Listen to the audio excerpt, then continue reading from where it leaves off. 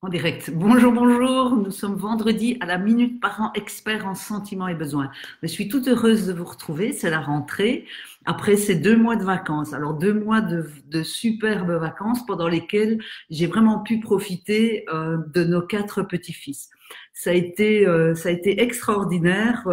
Ces vacances où on a pu les observer vraiment au fil des jours qui passaient. Alors je ne suis pas comme ces mamans qui sont, et même je n'étais pas comme ces mamans qui étaient toutes heureuses que l'école reprenait. Au contraire, moi j'avais toujours une petite pointe de cafard parce que j'ai toujours adoré les vacances et passer du temps à observer ces petits êtres magnifiques, ce qu'ils cherchent toujours comme excuse pour ne pas faire le travail qu'ils ont besoin de faire ou qu'on leur demande de faire ou leur créativité dans les jeux. Alors moi, ce que j'avais envie de vous transmettre et vous inviter à faire aujourd'hui, c'était de les aider à exprimer leurs émotions lorsqu'ils rentrent de l'école. Parce que je ne sais plus quel auteur expliquait que les émotions, j'aimais bien cette métaphore, c'est comme des bulles de savon qui viennent sur le bras et qui sont là et qui éclatent si on n'en fait rien. Mais ce savon s'imprègne à l'intérieur. Et donc, elle expliquait que c'était, comme tous les auteurs le font, hein, c'était vraiment important de pouvoir aider l'enfant lorsqu'il rentre de l'école. Alors quand je parle de l'enfant, c'est également du tout petit enfant qui rentre de la crèche ou même l'ado quand il rentre de ses cours supérieurs, exprimer ce qu'il a vécu parce que tout ce qui ne s'exprime pas s'imprime. Et d'ailleurs, vous devez certainement encore avoir des ressentis de ce que vous auriez pu vivre pendant les moments où vous étiez à l'école. Et donc, ce sont des émotions qui restent bien prégnantes là, et bien vivantes en vous, alors que si elles avaient été exprimées et partagées, eh bien, elle serait passée tout naturellement.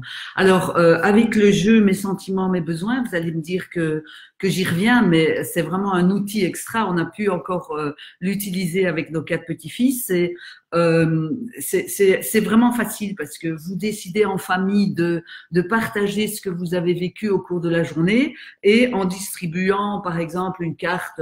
Voilà, je me sens nerveux, dépendant, danger, enthousiaste. Enfin, voilà, vous pouvez distribuer une carte à chaque membre de la famille et demander, tiens, quand est-ce la dernière fois, ou bien est-ce qu'aujourd'hui tu t'es senti nerveux ou dépendant, voilà.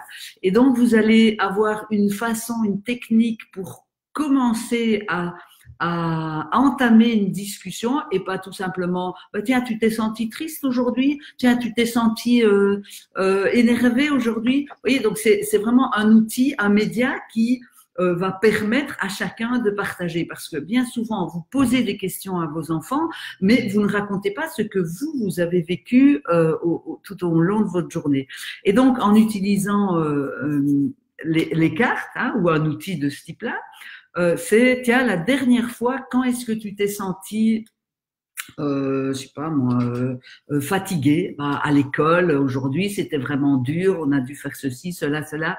Eh bien, moi, aujourd'hui, ton papa, je me sentais vraiment fatiguée parce que hier, j'ai quand même été au lit un peu trop tard et mon patron me disait ou je devais que... Voilà. Et donc, il y a un réel partage et ça devient naturel de partager à propos des émotions.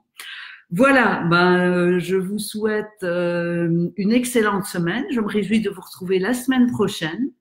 Et d'ici là, que tout se passe bien. Et dites-moi si vous avez réussi à faire émerger les émotions de vos enfants. Je vous embrasse.